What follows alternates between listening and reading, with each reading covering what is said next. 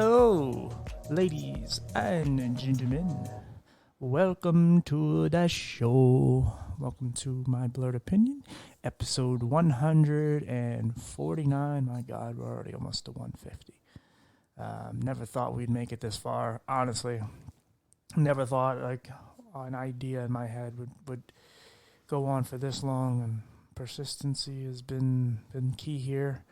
And thank you all for being here with me and just supporting the show, wherever you are out there. Thank you again.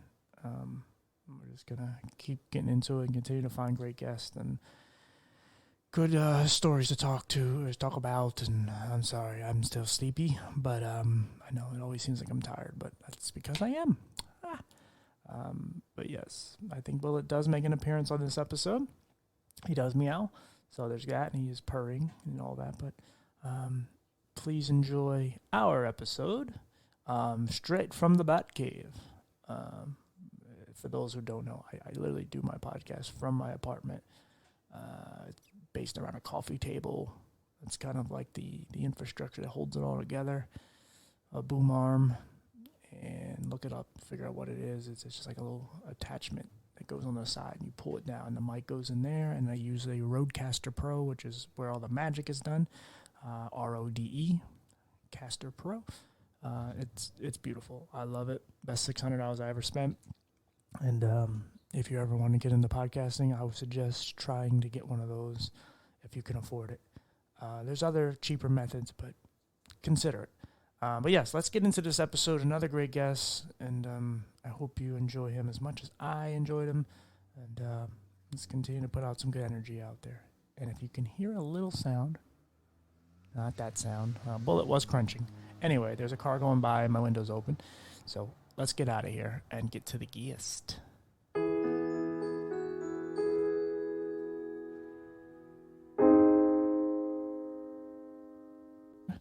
Okay, guys, we are back again. Forgive me if I sound a little tired and groggy today. I just had a long doctor's appointment and stuff with my eyes, but we're just going to jump right into it. Our next guest, he reached out to me and wanted to be on the show. I got to know him a little bit. He's very positive and seems like a really good dude, so I wanted to have his story on here for y'all to hear what he went through. You want to kind of tell us a little about yourself and obviously tell us your name? Yeah, my name is Darryl Rodgers, and I live in North Carolina, right outside of Raleigh. And we've been here about 30 years, my wife, Kim, and I. I'm from South Carolina originally. So we raised two boys, Justin and Chase, and they were 7 years apart. And really my story is about Chase. Chase was a great kid growing up.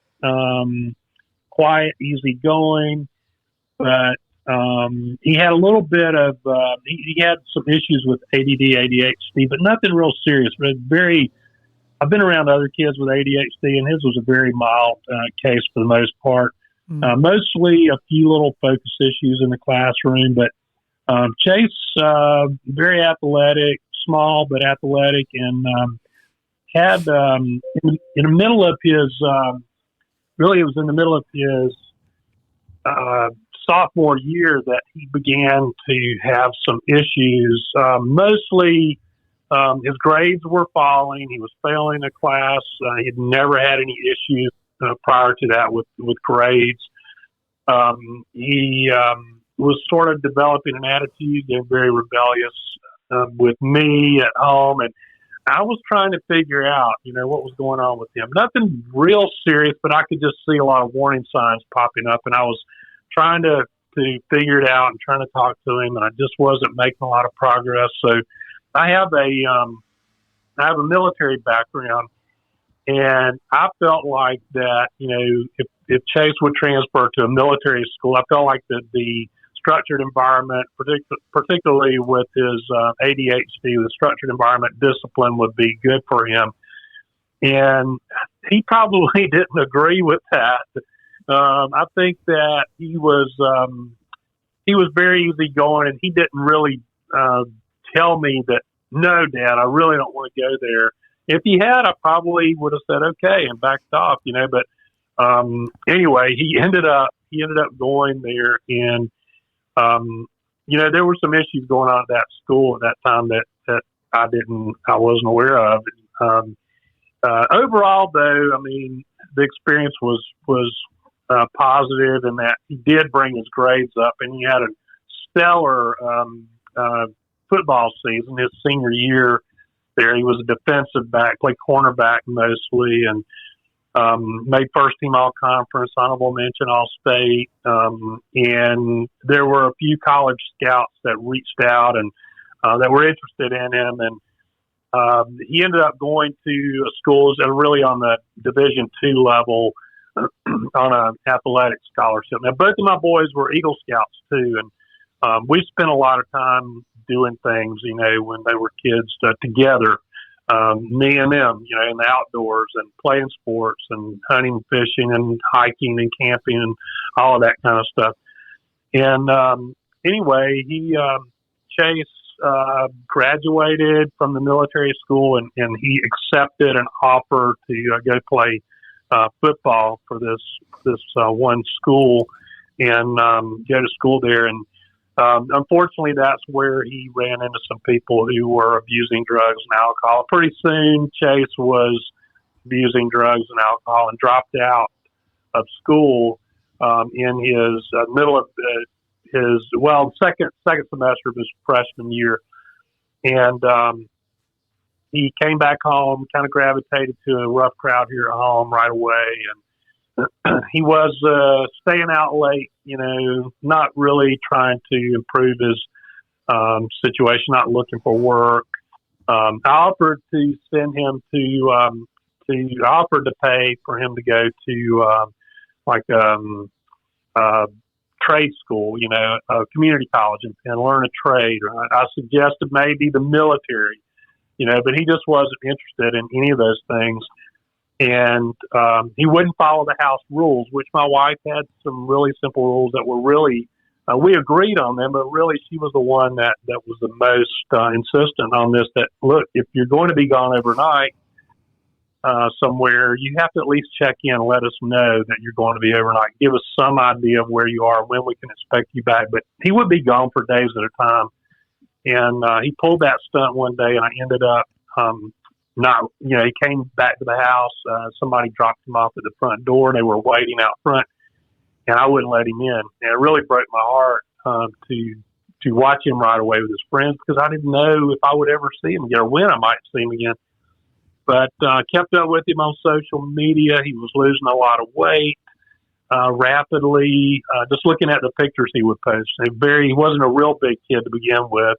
But now he's losing weight. He's rail thin, pale, glassy-eyed, and we decided to have an intervention for him here in our home. And through that intervention, we got him into treatment in South Florida, and he got better. He was in treatment for 30 days, and then he went to a halfway house. Bounced around to several different halfway houses during that time, and then eventually, like I said, after about 9 months, came back home. Was doing a lot better when he got back. Was staying away from the people who had been a bad influence before. Got a job. Was going to IOP, intensive outpatient care, kind of like group therapy, 2 nights a week. And we felt like we had the old Chase back. His friends, his good friends, closest friends, and his family, we all felt like we had the old Chase back. But then as the months went by, Chase was beginning to relapse. I didn't know what was going on exactly with him. I didn't know anything about addiction at that time, but I realized that he was relapsing. I realized something was going on that was not right. And finally, he came to me one day and said, "Dad, I'm headed in a bad direction again, and I'm hanging around a rough crowd, and I feel like I need to get away from some of these folks, but I don't know how to do it except to move." So he told me he had taken a job transfer to Florida, back to the area where he had been in treatment, told me when he was planning to leave. I told my wife, Kim, and Kim made Chase promise to come by and have a meal with us before leaving for Florida. Well, the day came, he was supposed to come by and eat with us. He didn't show up. It was getting later in the afternoon. Kim's getting a little upset because she thinks he's left for Florida without even stopping by to say goodbye. And we're sitting in the living room, Kim and our younger son, Justin, who was in the 8th grade at the time, and myself. We're in the living room, just kind of watching TV, hanging out, surfing our phones a little bit, talking. And I had a phone call from a friend and about that time, and I didn't want to disturb Kim and Justin with my phone conversation, so I went out in the front lawn. It was May 29th, 2014, and I'm talking to my friend on the phone out on the front lawn, and a police cruiser pulled up to the curb in front of my house. And I told my friend, I said, I got to go. Apparently Chase is in some kind of trouble. He'd never been in any trouble before with the law, but I just knew he was headed in a bad direction. So officer, was making his way up my driveway, and I met him there at my driveway, and that's where he told me, Mr. Rodgers, has been a bad wreck out on I-40, and your son Chase died at the scene. And, of course, you can imagine it took me a little while to kind of process that. And he asked me, is there anyone inside you'd like me to notify? And I said, well, my wife and my other son are in there, but that's my job. Let me do that. And so he asked me if he could go in with me for support, and I agreed to that. And so we went in through my front door. I went in first, and I made eye contact with my wife, and a split second later, this officer comes in the door behind me. And of course, I could see the expression on her face change right away because she knew whatever I was going to say wasn't going to be good. And our son Justin was back in the corner on soap, and I just had to come out and tell Kim, honey, there's been a bad wreck and Chase is dead. Of course, we all cried for a long time. It took a while to get settled down. And then the officer, we began to ask him questions about what had happened. He didn't have a lot of information that day. We did find out as time went by a little bit, we began to find out that apparently we'd heard through the grapevine that there had been a going away party the night before, and all kind of drugs and alcohol were served at that going away party. And Chase and some of his buddies woke up late the next morning. They felt hungover, so they decided to go to the park and smoke some marijuana. And this part was in the police report. They did go to the park. They did smoke marijuana there in the park. And then they got in Chase's car right after smoking. And he let this girl that smoked with him, really pretty girl, he dated her one time. He let her get behind the wheel of his car. And he got in the front passenger seat. Another young man got in the back seat. And they left the park. They made one quick stop to grab a bite to eat, headed out onto I-40 eastbound, right in rush hour traffic. Only went about 2 miles before she lost control of his car in a curve running about 70 miles per hour. And car spun out of control, left the road, struck a tree, and Chase died on impact. It took emergency personnel almost an hour to get the three of them out of the vehicle. The other two were transported right away to the hospital with serious injuries, the driver and the backseat occupant, and they survived. They recovered from their injuries over the next several weeks in the hospital, and then they returned home to continue their recovery at home. But 7 months after the wreck, and then just a few weeks prior to what would have been her first court appearance, the driver took her own life. The guilt. It was a very, I'll just say that it was, I would have never thought of going the way that she did it. She set herself on fire. So, in the process, the apartment complex caught on fire, and like 13 or 14 units burned down. All those families were displaced. Fortunately, no one else was injured or killed in the fire, but she died from her burns the next day in the hospital, and she left 2 suicide notes Um, anyway, it's just it's a terrible story. No, yeah. But there's so many life lessons in this story, that things that people can learn from. And so I started speaking. Well, first I wrote a book that I published in 2015 about Chase's life, and at the time it was very raw for me, and I was going through a lot of anger, and I didn't understand addiction, so I really blasted some people in the book. But the book has done pretty well. It's people can download the electronic version for free on the Kindle version on Amazon, and it's had a ton of downloads. And I've heard from a lot of people who've read it. Aside from that, I started speaking, doing drug prevention and impaired driving prevention speaking in 2016, and then in 2018, I began to do some facilitating of a peer support group for parents who have children who are addicted to drugs or alcohol.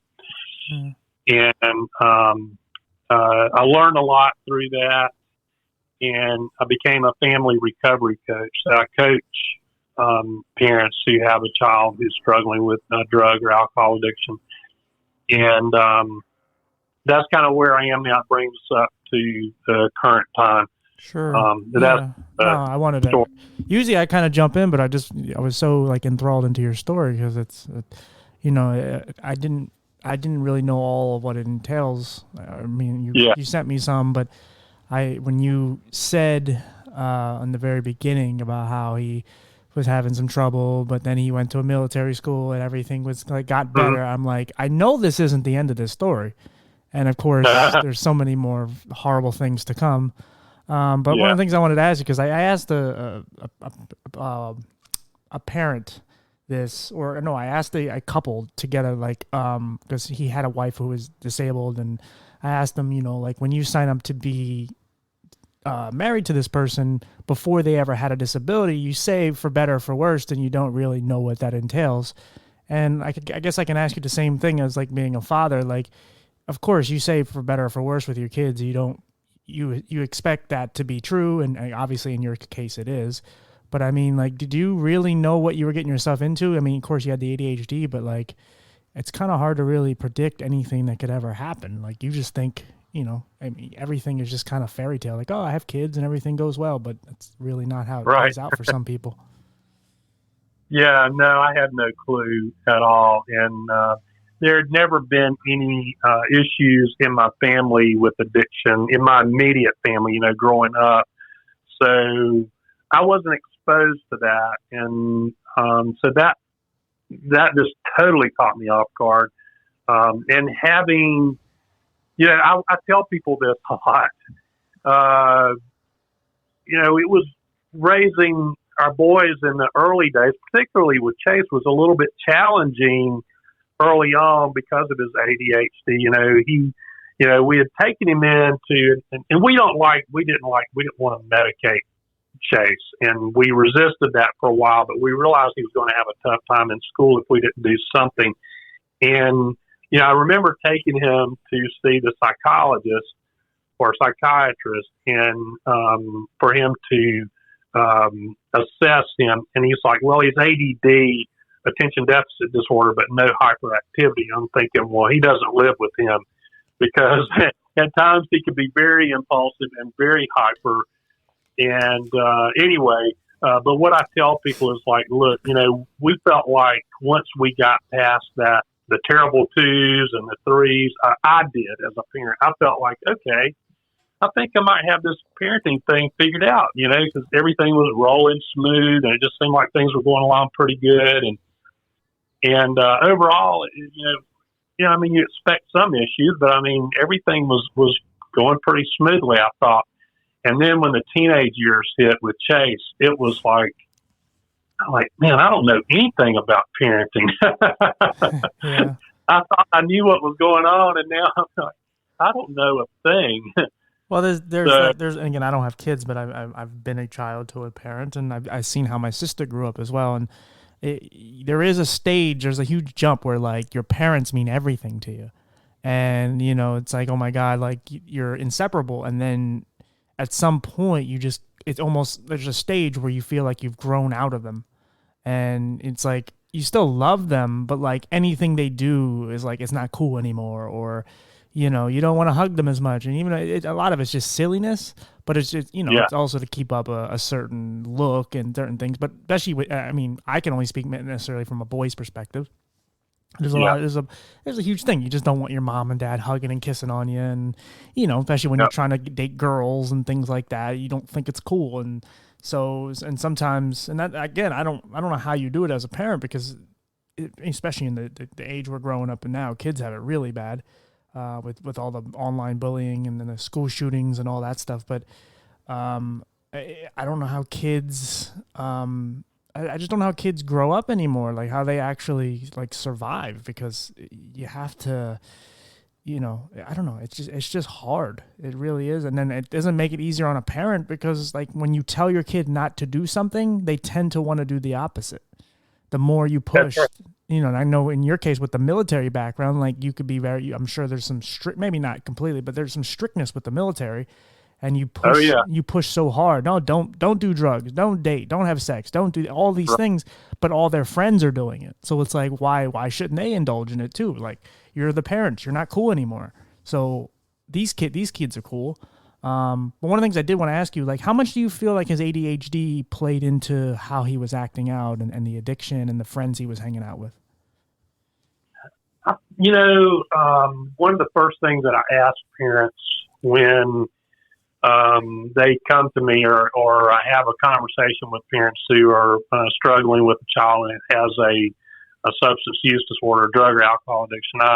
One of the first things I ask them is, has your child ever been diagnosed ADD or ADHD? And I would say 9 times out of 10, the answer is yes, and particularly when it's boys. So there's definitely a correlation there, and I don't think anyone really has all the answers as to what that is exactly.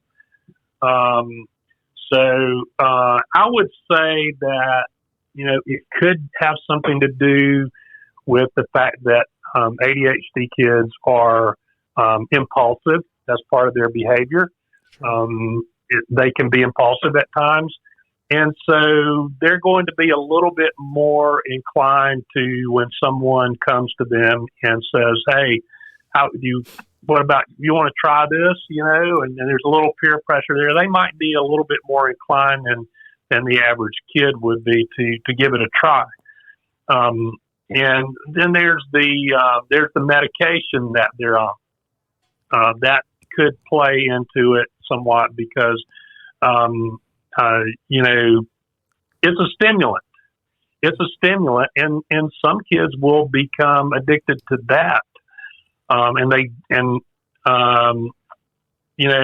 I've heard medical professionals use the term self-medicating, where kids will, when they get a little bit older,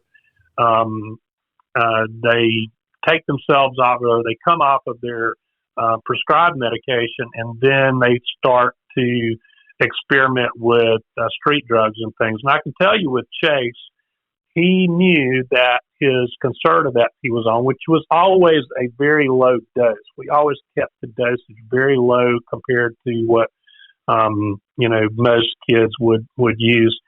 And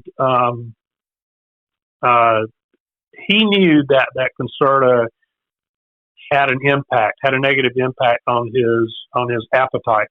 And he was a football player, and he wasn't a very big football player to begin with. So he wanted to get bigger. He wanted to add some muscle. He wanted to add some size, and he was working hard at that, working out and everything, and trying to eat good. But he knew that suppressed his appetite, that Concerta that he was on. So I know he came off of it when he was in college, and that's about the time that his drug use started. So, I don't know. I can only make guesses. I'm not a scientist.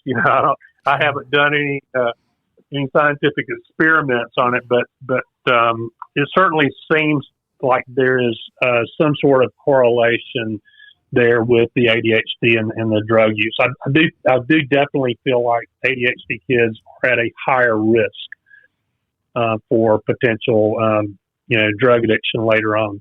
Yeah, and it also helps to have a good circle around you, and if you're in a certain group of people who are pushing you in a certain direction, it's, as he was trying to find his way out, unfortunately he didn't. But yeah, if you're around people that are pushing you into a certain direction, there might be certain things his mind doesn't pick up on as the average person would, or it's hard to, unless you really have that type of mind, it's hard to really kind of understand it. Yeah, it really is.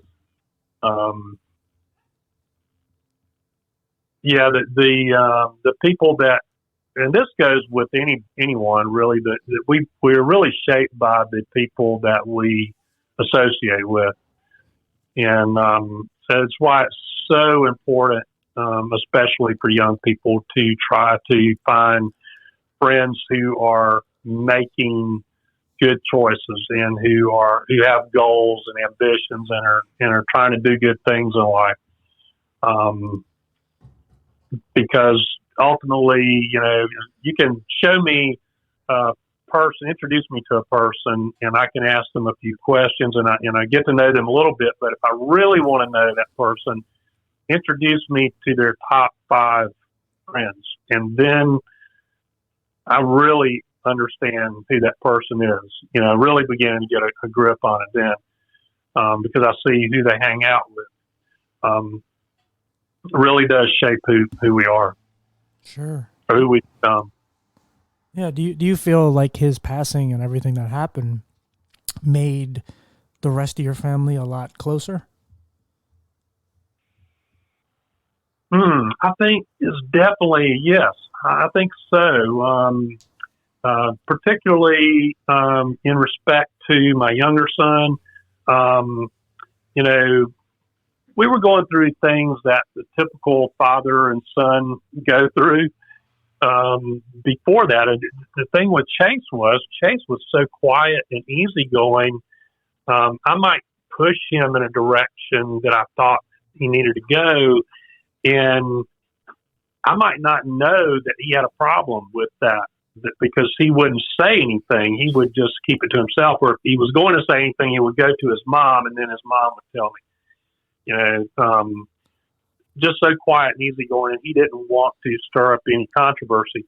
His brother, he didn't have any problem, let me know, hey, I make my own decisions. You don't tell me what to do, blah, blah, blah. And he would push back and very stubborn, and we would butt heads. And after Chase passed, I just really did some self-examination. And it was a hard process I went through for a while, but I'm still growing. I'm still learning every day. Sure. But the thing about it is that I learned that I need to back off of him a little bit and let him make more of his own decisions. And I learned to bite my tongue a lot. And if I thought he was doing something that he was making a decision that wasn't necessarily the greatest decision, or that there were going to be consequences, I would just not say anything. And, there's a right time and a wrong time to say things in those situations. It takes some discernment, but I backed way off of him, and the relationship totally flipped in that, when he went off to college, he wasn't there long, and he was calling me and asking me for advice on different things. And boy, that really made me feel good, because I felt like, wow, okay, I don't have to give advice now because he's asking for advice, and it made me feel like he values my opinion. Sure. Yeah, I'm thinking, well, here's my 19, 20-year-old son. He actually values my opinion on some of these things. That made me feel good, and just since then, I would say our relationship has really grown, really blossomed, even more so. And that we're very close. We do things together, share time and things together, and just have a lot of good conversations. So, Sure. yeah, I would say it has really improved. Oh, that's awesome. I'm happy for you. Up until that point, though, was there a party that kind of felt like you failed as a father because of what happened to Chase? I mean, obviously, I don't know how much you really played a real part. I mean, but I mean, you know how it is as a parent. When something doesn't go, when something happens to them, you tend to kind of put it on yourself. And obviously, this was something so tragic. Yeah, and that's a really good point. I'm glad you brought that up because here's the thing that happens. I tell parents who are in this situation with children who are addicted to drugs, I tell them this all the time. There's the 6 C's, I call them, and really just started with Al-Anon, started out with the 3 C's, and somewhere I've picked up 3 more to add on, but I start out with, Al-Anon says, you didn't cause it as a parent, you didn't cause it, you can't control it, you can't cure it, talking about addiction. And here's what I add, though. I add that you can contribute to the problem. And I think here's the problem that parents tend to be, they beat themselves up. They feel guilty about, there's a lot of guilt and a lot of shame over the fact that their child has this problem, and they can blame themselves. And what I would say is that, no parent is perfect. We all make mistakes in parenting, and forgive yourself and move on. But is there some chance that you may have contributed to the problem? If I'm being realistic, I look at myself and I have to say, I'm at that place now where I can look back and say, yeah, there's mistakes that I made that might have contributed to the problem, and in doing that, I can pass that information on to other parents, and it can help them in more of a prevention type mode. I would say, I wish I had been more open. I wish I had created an environment where Chase felt more comfortable coming to me and talking to me about problems. I wish I hadn't yelled so much. I wish I hadn't been such a hard nose, such a disciplinarian, and what's the other word I'm looking for here? I wish I hadn't been, let my military side of me dominate so much. I think there's some positives there. I think there's some good things there. But I think, that you have to, what's the word I'm looking for? You have to temper it. You have to temper that so that your children feel comfortable coming to you and talking to you when these kind of issues come up. Yeah, you can't really be like overbearing with certain things. There's times where parents don't really know, like they were brought up a certain way or something helped them, whether it was religion or in your case, the military.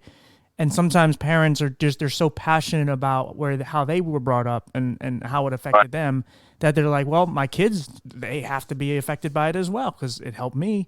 But it really, like, church isn't for everybody. The military isn't for everybody. Like, people grow up differently, even if you have the same genetics and, he has spawned from you, it doesn't necessarily mean that is the way to go. And because I was wondering when you were talking earlier about kind of sending him to the military, obviously it seemed to have some effect and it actually worked, but I was wondering if that was the best decision because maybe he didn't really need it to be toughened up or whatever. But if it worked, great. But I could see sometimes like parents tend to push their values and what they believe in on their kids.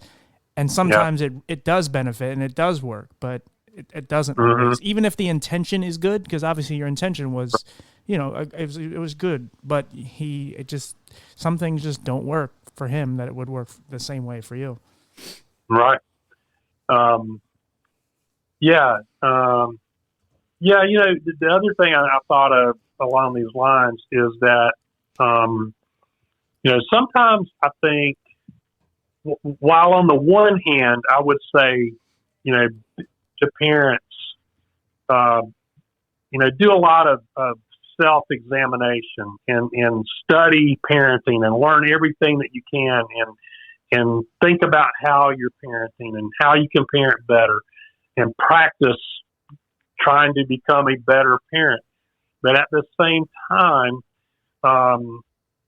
I would say particularly to parents who find themselves in the situation with a child who is addicted to drugs or alcohol, I have worked with a lot of parents, and it's not uncommon. In fact, it's more common than not for them to have 2 or sometimes 3 or more children, and only one of them has a drug problem. So you go, well, what happened there? Are the parents to blame? Well, maybe they might could have done something different, but overall, people are people, and people are going to choose their own path. The child has a mind of their own, and we all experiment and try different things, and that's how we learn. And sometimes people just go down the wrong path, despite your best efforts as a parent. Sure. So I think there's a balance there that people have to strike of being, having some self-examination, but don't get caught up in the guilt of, it's all my fault, because it rarely ever is. Yeah. Well, and your and your wife's job is to prepare him for the world, but how the world affects him isn't really up to you. You can help. You can give him as many tools as you can, but the reality is, like, during his young childhood and high school years, he's spending more time at school than he is at home. It's kind of like how when you're at work, like I spend a lot of time with employees than I do my own family.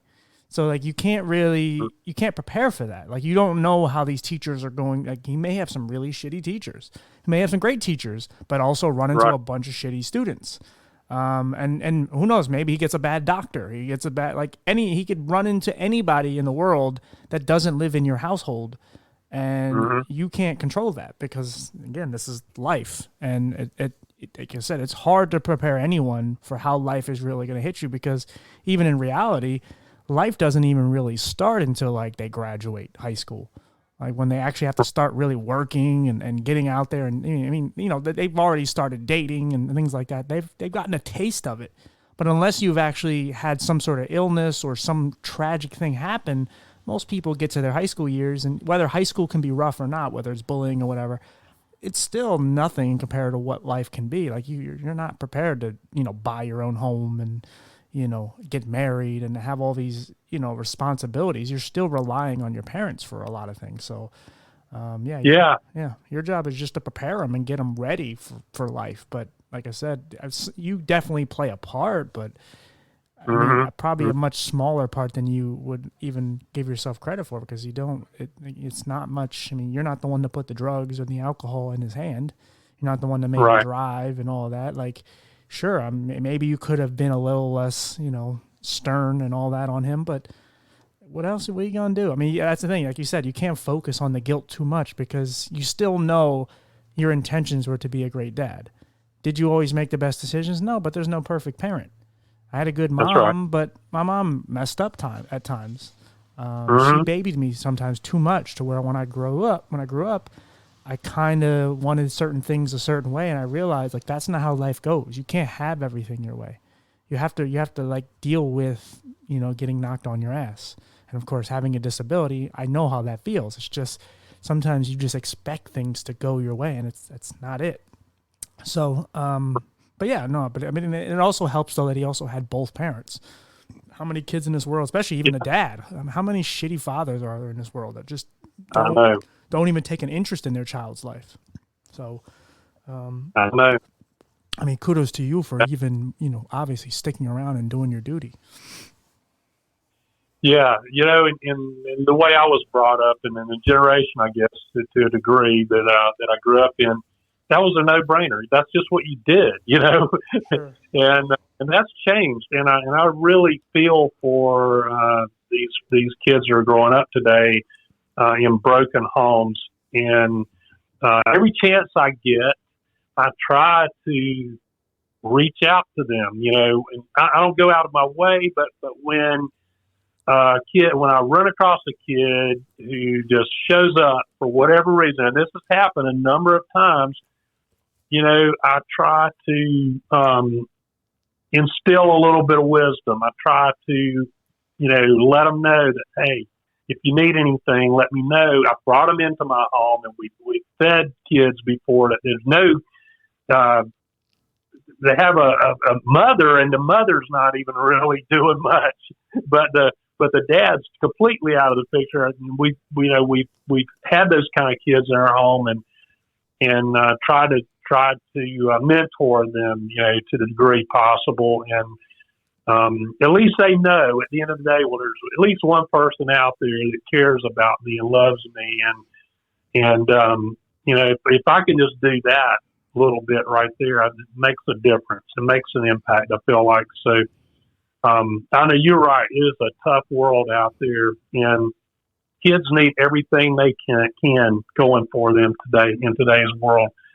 I'm always looking for ways to encourage young people and lift them up and try to boost their confidence and point them towards a good path. Sure. Yeah, man, it's great what you're doing now, just helping people with addiction and, especially parents who lose a child, like all that. None of these things, like when we were earlier talking about like how to prepare yourself for having children, there's that whole antic of, you never want your child to bury you, or you bury them. You want them to bury you.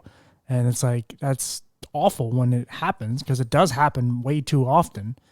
And, especially something like that where it's like I'm sure that feeling of that night probably echoes through your mind, where it's like you knew he was very close to getting out and just getting away and living a better life. And then it ends, and it's like, yeah, life can suck. Like, there's a lot of beautiful things in this world, but there's really not much you can do as a parent or any kind of influencer in their life to just say, hey, this is how life can be, until they really feel it.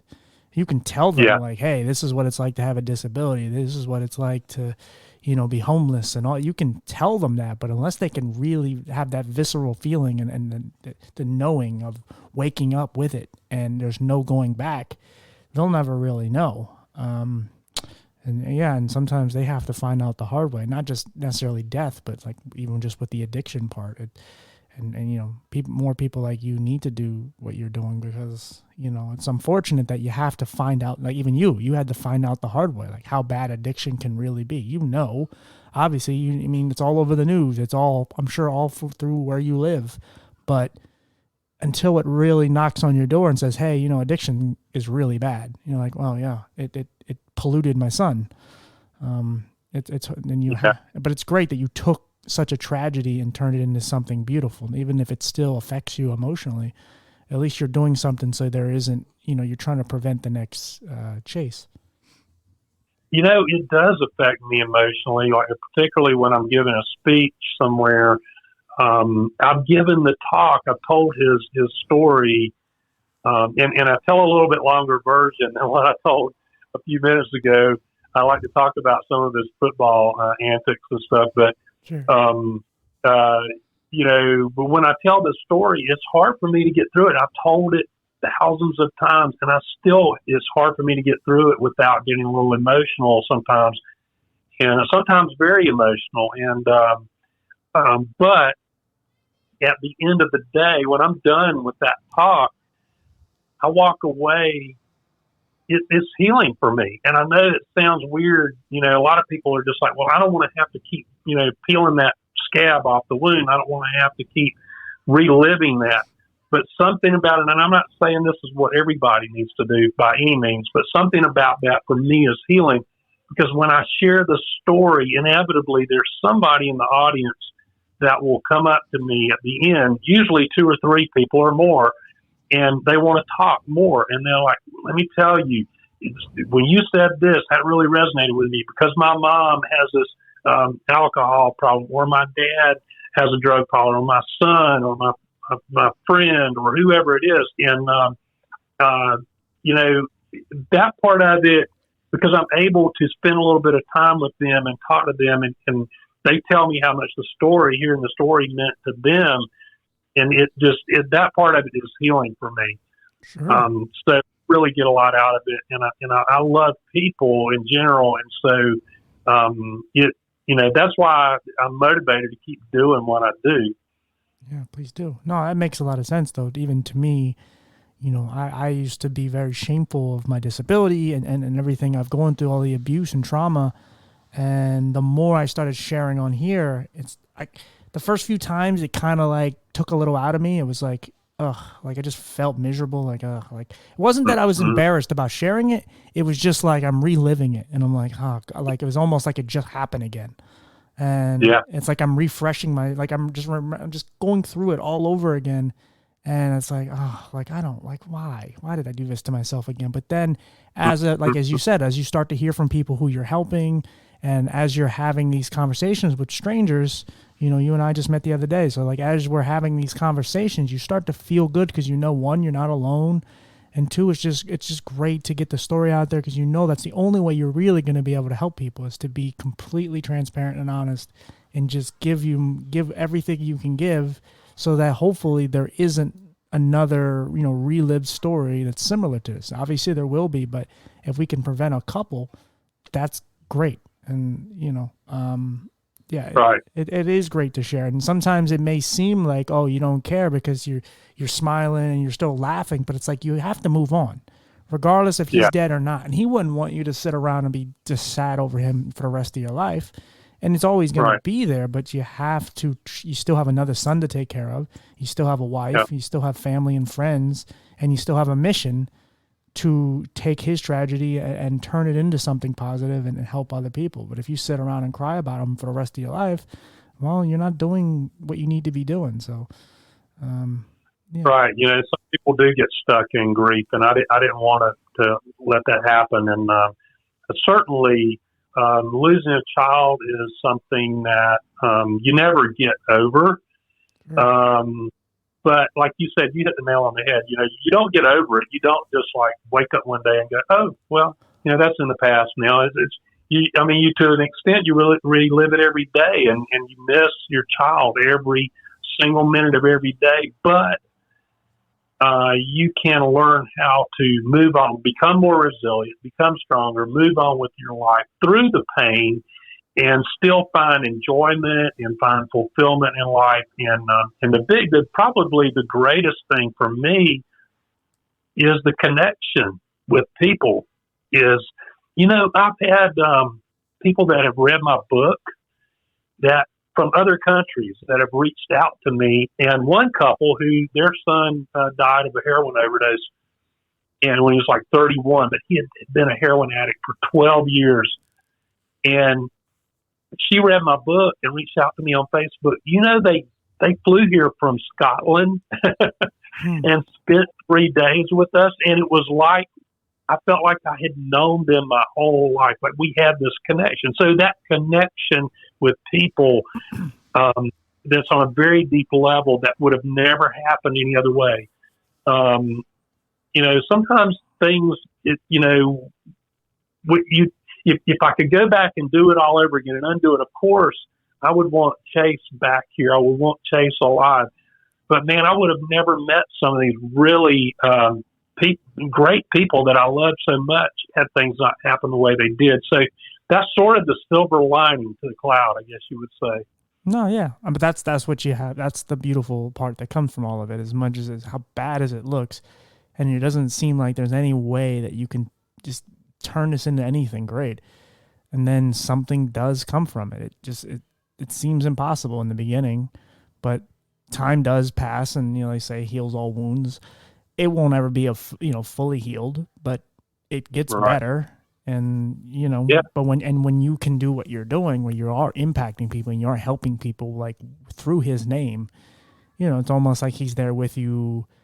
Not to be cheesy, but it's almost like he's there with you to help these people, and he's doing, in some way, he's doing more good while dead than he is alive. And however it works through his name, he's still making an impact. Yeah, absolutely. You. Absolutely. And that's one of the things that I bring up in my talks is that, that's one of the things that keeps me going is that I don't want his memory to fade, and I don't want his death to have been in vain. And, this gives me, the opportunity to sort of keep him alive in that respect, and to, for something good to come out of it. Because I know that if I get a story out there enough, somewhere it's going to make an impact on somebody. Not that I have anything to do with it other than I'm just the conduit. I'm just the vessel that can relate the story to people. Yeah, for sure.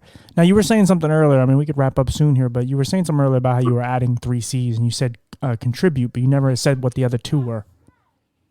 Yeah, let's see. So you didn't cause it. You can't control it. You can't cure it.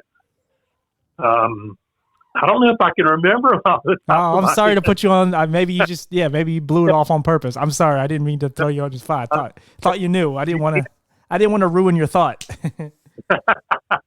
No, you can contribute to the problems, but you can also contribute to the solution. And I don't remember the other ones right off the top of my head. No. I think that part of it is very important. Understanding that contributing, you can contribute to the solution if you're a parent that you find yourself in that situation, because what you can do is get educated about addiction. Learn how. Here's one of the other C's. Look, it just came to me. Learn how to change your communications. Learn how to communicate better. And your communication particularly takes on a different meaning. In communication, good communication is important in every relationship, but particularly in certain ways when you're dealing with a child who has a substance use disorder. And then change, I think, is the last C. And what I tell people about that is you can change. Now, you can't change other people. You can't control other people. And when we try to control other people and get them to do, even if our intentions are good, like I'm going to try to make my kid do this because I know it's the best thing for them, it doesn't work. But you can have a positive influence on them. And the best way to have a positive influence on your child or on anyone else that you want to influence is to change yourself for the better. And you may say, and here's what parents, I think, here was my thought when I first heard something along these lines, and when Chase was in the early stages of addiction. Well, he's the one with the problem, not me. What do I need to change? You get a little bit defensive, and but I would just say, look, let those walls down. Understand that you can't change your child, but you or anyone else in this world. But you can change yourself. And if you start working on yourself, that you have the best opportunity to be a positive influence on the people around you. Yeah, absolutely. One thing you didn't say was what is the name of your book? The name of that book is A Life Hath Lived, A True Story of Love, Addiction, Tragedy, and Hope. A Life Hath Lived. Chase's photo, the photo that he took of himself is on the cover. It's just his face, and he was very artistic. It was really dark on one side, bright blue eye on the other side, and it's a very striking image. You can't miss it. And like I said, people can get the Kindle version for free, or if they want a paperback version, they can get the paperback. I think it's $15. And if they'll write to me, I'll mail them an autographed book. But I've got a couple of other books out there on different topics. But anyway, they can also reach out to me through my email address, or they can go to my website.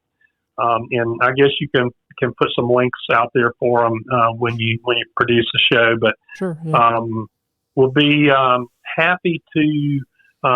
People can even call me, or I can't tell you how many calls I've had from parents who are just desperate because of their situation with their child. And unfortunately, I have had to attend a few funerals of some 20-somethings. The fentanyl is really bad right now, and it's such a powerful drug, and there's a lot of overdoses happening right now, and I hate to see it, but that's why parents need to get armed with the best information they can as quickly as they can. The earlier they can take some type of measures, and get educated about the topic, the better the chances are for a good outcome. Yeah. Well, I love what you're doing, buddy. I appreciate you for coming on and, keep doing what you're doing because, the world needs it, honestly. Where I live. I appreciate you, and I appreciate you giving me an opportunity to be on your show. And man, I just hope this message, and I hope your message continues to reach people out there, and that I'm sure it will, and that there are people who are going to come across your podcast, and it's going to change their lives in positive ways. So keep doing what you're doing. Yeah, thank you, buddy. I hope you keep in touch. Like I said, anything you need from me, you need anything, whatever, I'll support you in whatever you're doing. I really appreciate you, and like I said, thank you for coming on the show. Thank you. All right, brother. We'll talk soon, okay?